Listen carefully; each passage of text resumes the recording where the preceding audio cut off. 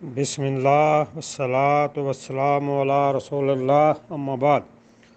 الحمدللہ، اللہ تبارک و تعالیٰ کا بے شمار شکر ہے،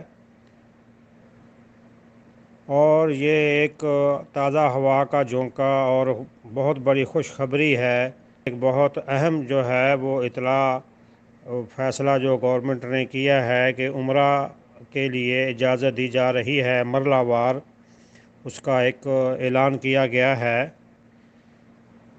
ابتدائی طور پر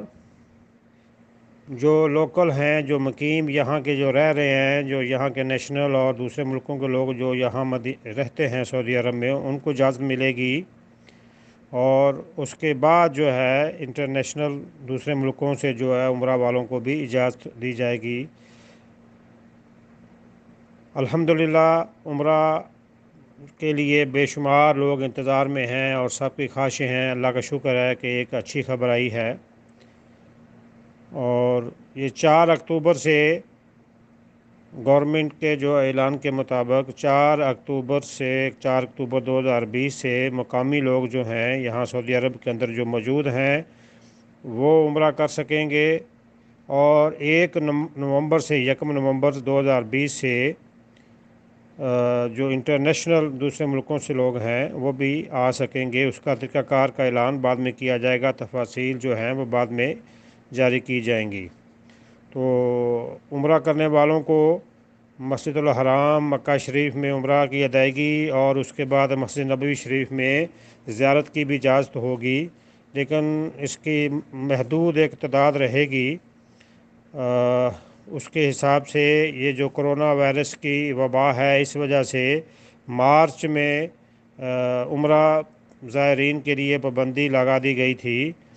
اور کیونکہ یہ وبا پوری دنیا میں پھیلی ہے اور پوری دنیا میں ہی تقریباً ہر ملک نے اس پہ پابندیاں لگائیں اس لحاظ سے، اور الحمدللہ کہ اب جو ہے یہ عمرہ کی اجازت مل رہی ہے،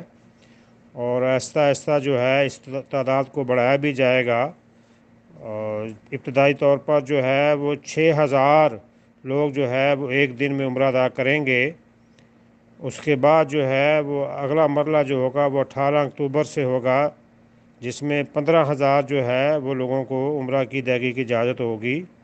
تو اس طریقے سے نومبر میں جو ہے وہ انٹرنیشنل جو ہے دوسرے ملکوں کے لوگوں کو بھی اجازت ہوگی، اور وہ اس کا اعلان تفاصیل بعد میں جاری کی جائیں گی، اور وزارت صحت کے قواعد کے مطابق جو ہے جن جن ملکوں میں کرونا وبا کی زیادہ